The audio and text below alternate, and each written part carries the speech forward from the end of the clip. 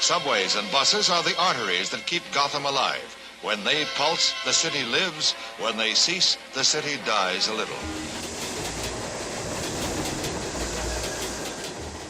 I'd always wanted to be a train operator. It was a dream job.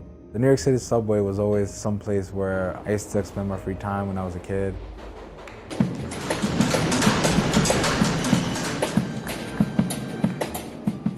My father, he used to take me around to explore. There was a lot more of the older trains where you could look out the front window, and I always thought that was so cool. The best part is when you go in express and the train is jumping up and down and you're the man that controls the speed.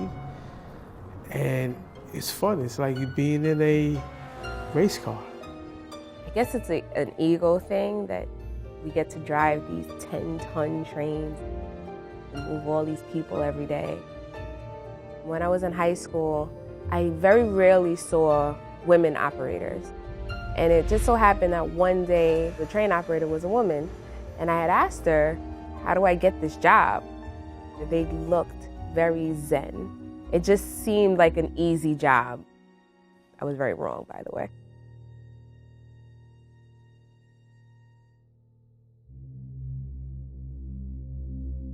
It's a moment of complete disbelief, like that didn't just happen. As a train operator, when I'm coming into a station, the station is very bright, and your eyes have to adjust. And I see 2 dots on the running rail. And then it registers that those are feet. And then I realize, hey, if those are feet, that means that's attached to legs, attached to a person. I said, shit. All I could do was apply my emergency brakes. I couldn't have stopped any sooner than I did. I wasn't sure if I had seen what I saw. Maybe I imagined it. The police officer had really, really bright flashlights, and he shines it on the side of my train. I can see the top of the guy's head on the roadbed laying down. And then I sat back and I just said, fuck, I did hit him.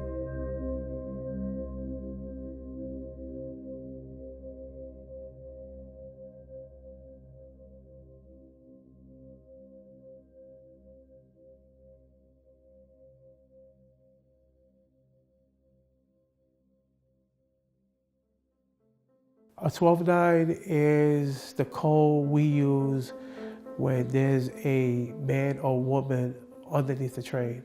A variety of different things can fall under a 12-9. Somebody either jumped onto the tracks or were already on the tracks and the train ran over them. That was one of the very first discussions we had as train operators. No 2 12-9s are the same.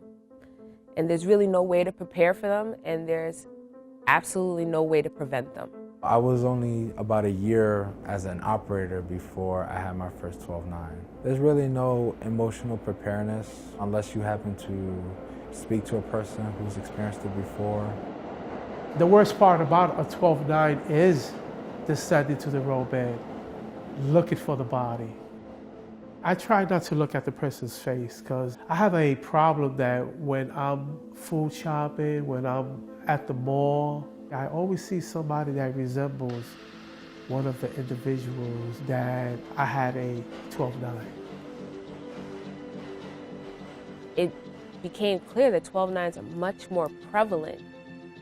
Some people skate by and don't have, but very few can say that they've worked 25 straight years as a train operator and never had a 12-9. A radio check for the 520, Delta 25th to Stillwell. They are on the radio check. After you have the 12-9, that's when the guilt and the PTSD comes into play. I was very anxious. I just kept going over it. I felt like I had taken someone's life. A few times a day, I would have night terrors. I'd be daydreaming, and I have like a flashback of sorts. and I was avoiding the subway. I didn't want to go anywhere near it. It's hard for me to leave the house. Didn't want to see anybody really. I didn't want to talk about it. Christmas time was hard because I thought about somebody wasn't going to be home for Christmas, and I had a hand in that. I'm still not sleeping, but I'm seeing a psychiatrist and I'm taking sleeping medication. I used to dream that the person came to my house, knocked on the door, and asked me why I didn't stop the train.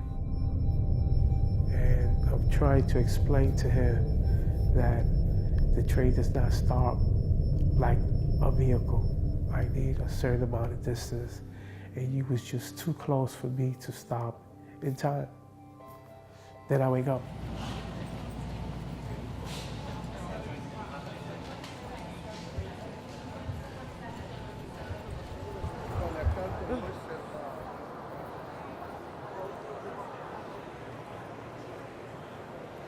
Four months ago, I had a panic attack right about here, because around this corner is where you go to get on the subway.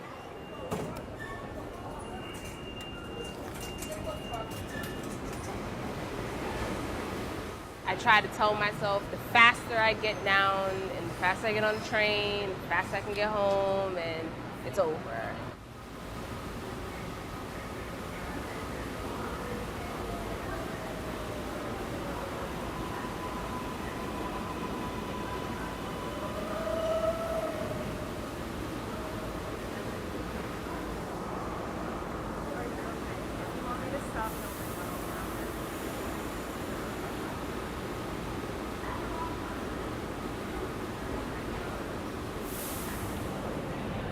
The closest I've been to the front in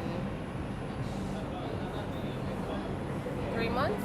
I spoke with my therapist. I have to start sitting in the first car, so that we'll get to that.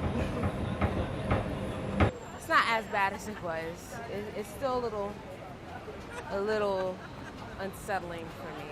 I always have to ask that question: am I ready to go back to work? So.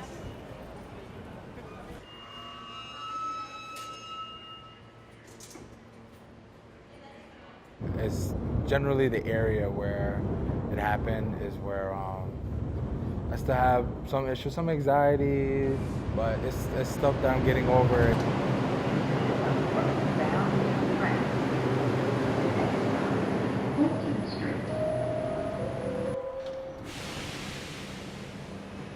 My therapist, she tells me, see if you can get on the subway and ride it one stop, and just start from there. It's in preparedness of me being able to go back to work, go back to service, and be able to do what I used to do before. So, some people are able to handle this no different than a mechanical issue on a train. The way they go through the process and handle each step. Other people aren't able to do that, and this is an incident that is traumatic. And as such, we're going to have individual responses to it. There's no right emotions, there's no wrong emotions. All you can really do is make people aware that this is a possibility. It's not a training module, it's not a video, there's no pamphlet, there's no pictures, but the possibility, fairly strong possibility, that they might one day be involved in an incident such as this is discussed.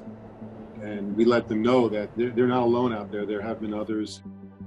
I certainly respect the element of surprise or the aftermath, thinking that wasn't what I thought it would be. I really wasn't prepared. I respect that. I've heard feedback either way, and some are very, very happy just to get into the operating cab and operating again. So it's a very, very personal response, and I've seen different responses across the board. Been with New York City Transit for over 34 years. I was a train operator, and I was a train service supervisor. As a train operator, did have a 12-9. My incident, it was in October of 1989. I can tell you exactly the car number I was operating when I had my 12-9. I can still see the image in my mind, and it never really goes away. My strongest personal desire is to get back on the train and get back to a normal routine. Other people need more time. I just don't want this to happen again. At every station, there's always people standing so close to the edge of the platform. You don't have to be pushed to wind up on the tracks. You really don't have a chance to save yourself, and everybody does it.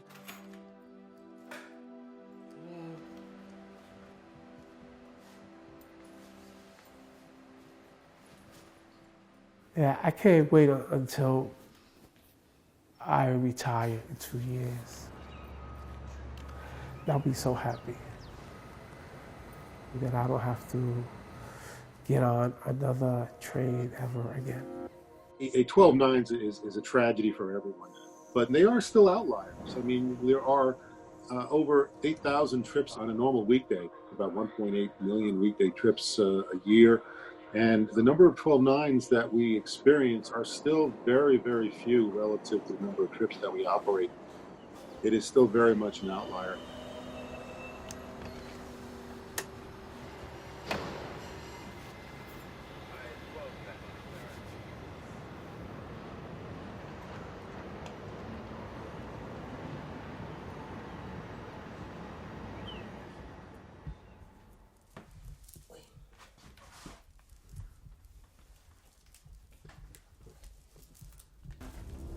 Going down the road that first trip was very nerve-wracking, but I had to use my relaxation techniques that I developed while I was out.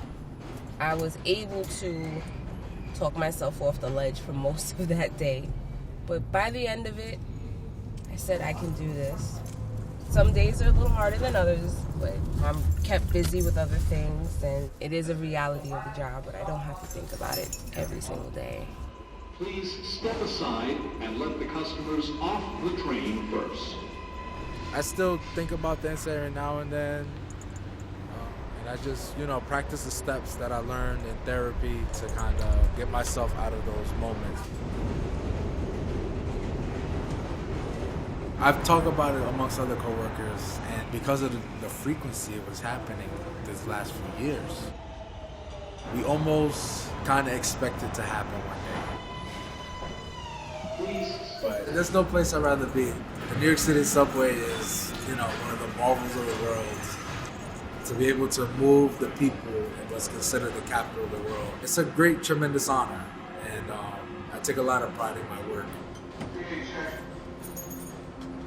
When I thought about taking this job, I thought this was going to be an easy job. It wasn't going to take a lot of my energy, it's going to pay me well, and I would be fine. And this job is so much more mental than I ever considered. Having gone through this, I realized this is a very real occupational hazard that I am in zero control over. And the job really can't control it either.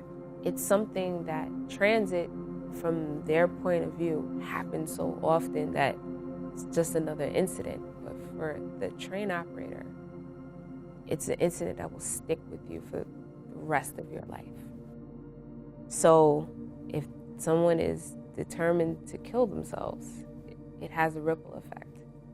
And it affects a lot more people than just the person who is in front of the train.